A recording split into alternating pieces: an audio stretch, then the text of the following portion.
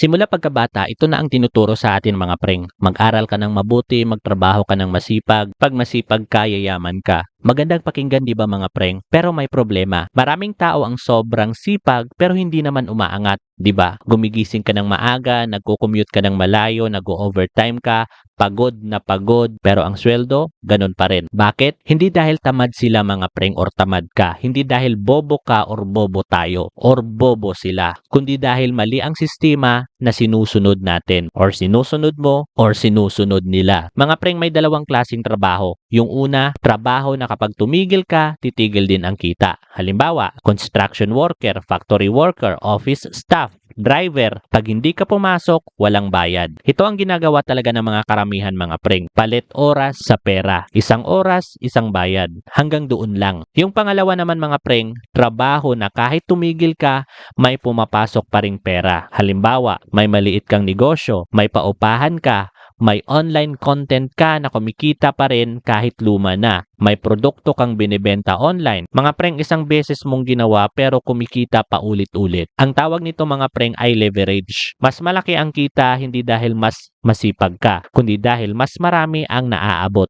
Mga preng, ito ang masakit na katotohanan. Ang sweldo mo hindi base sa pagod mo. Base ito sa kung gaano kahalaga ang problema na sinusolve mo at kung gaano karami ang tao na kaya mong tulungan. Mga preng, kahit magpakapagod ka sa trabaho mo, pero kung ang trabaho mo kayang gawin ng 100 tao, mababa pa rin ang bayad nila sa'yo. Hindi ito insulto mga preng. Ito ay realidad ng ekonomiya. Isa pa mga preng, maraming tao sanay lang sa basta may trabaho. Hindi tinuturuan tungkol sa pagnenegosyo, pag-i-invest, pagpapalago ng pera, pag-build ng assets. Kaya ang mindset, basta may sweldo, okay na. Pero ang problema mga preng, habang tumatagal, tumataas ang bilihin. Bigas tumataas, gas tumataas, kuryente tumataas. Pero ang sweldo, konti lang ang galaw. Kaya kahit mas masipag ka ngayon kumpara dati, parang mas kapos pa. 'Di ba? Isa pang dahilan mga preng, pag tumaas ang kita, tumataas din ang gastos. May high specs na smartphone, mas bagong motor, mas mahal na lifestyle. Imbis na lumaki ang ipon, lumalaki ang gastusin. Kaya paikot-ikot lang. Masipag, sumisweldo, gastos, repeat, ganun. Walang naiipon na asset. Ngayon preng, ito ang pinakamasakit. Minsan, ang tunay na dahilan kaya hindi umaangat ang tao mga preng ay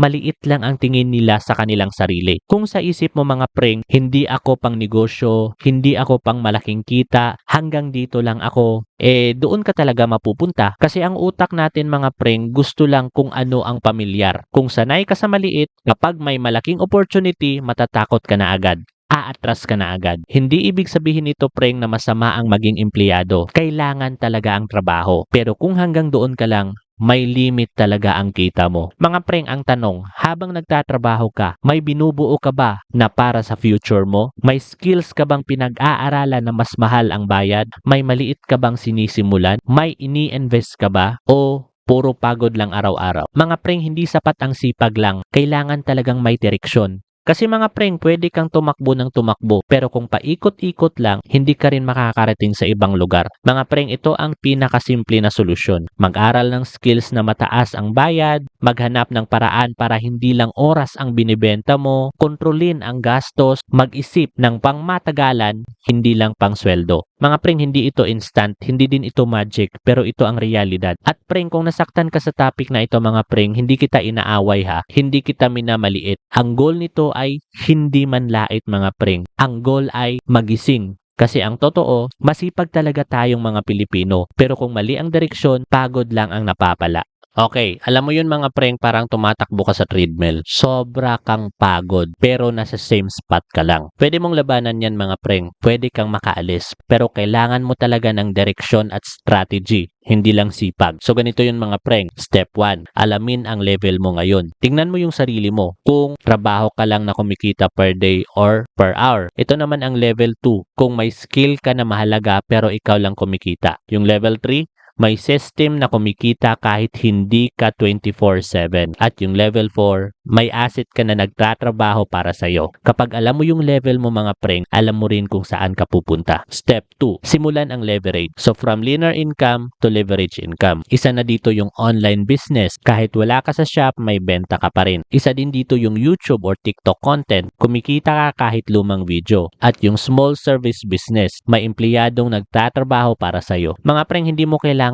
maging milyonaryo agad. Magsimula ka sa maliit pero make it repeatable. Step 3, build skills na rare at valuable. Editing, marketing, programming, negotiation. Ayan mga preng, hindi basta-basta nakukuha ng lahat. Mas mataas ang bayad, mas malaki ang chance na kumita sa system, hindi lang sa oras. Step 4, i-manage ang gastos. Maraming Pilipino mataas ang income pero wala sa wealth. Kontrolin ang lifestyle inflation, prioritize saving and investing, matutong mag-delay gratification. Halimbawa, hindi kailangan palaging bagong phone o motor. Mas mahalaga, may ipon at may system na kumikita kahit hindi ka gumagalaw.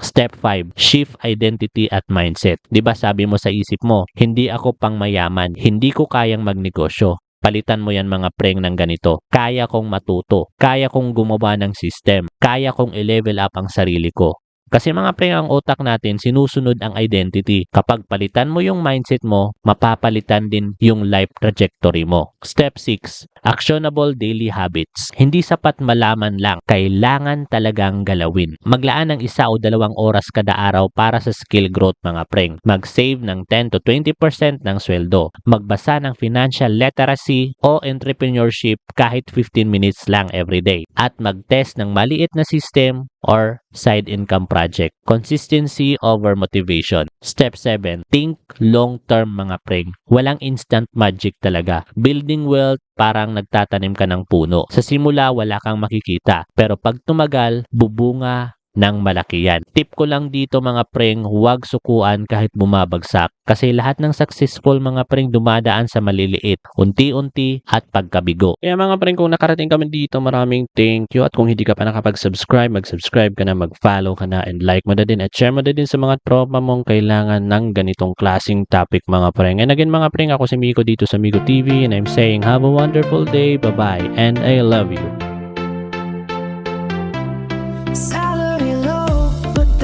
Too high. Mama still prays with tears in her eyes. Papa works late just to fill the plate, but the food gets cold while the struggle won't wait. Love hurts deep when you're broken down. She left my side when I lost my crown, but the pain I felt turned into fire. Now I stand tall with my dreams held high. Just to make it right, bills on the table keep us up all night. Dreams in my pocket, but they feel so far. Still I rise, still I fight, that's who we are.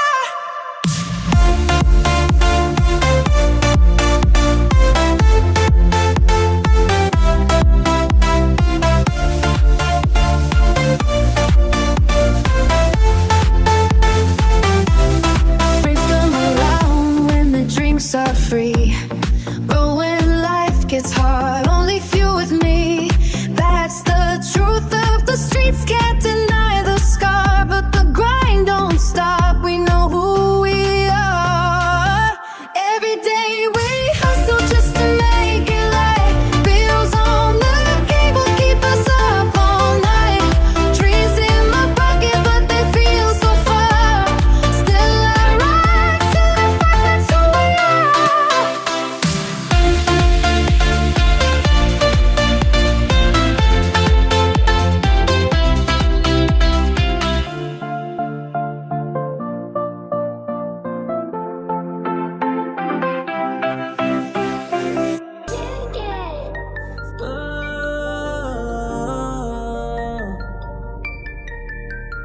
Wake up early, pockets feeling light.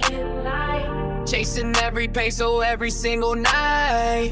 Mama told me, son, you gotta stand tall.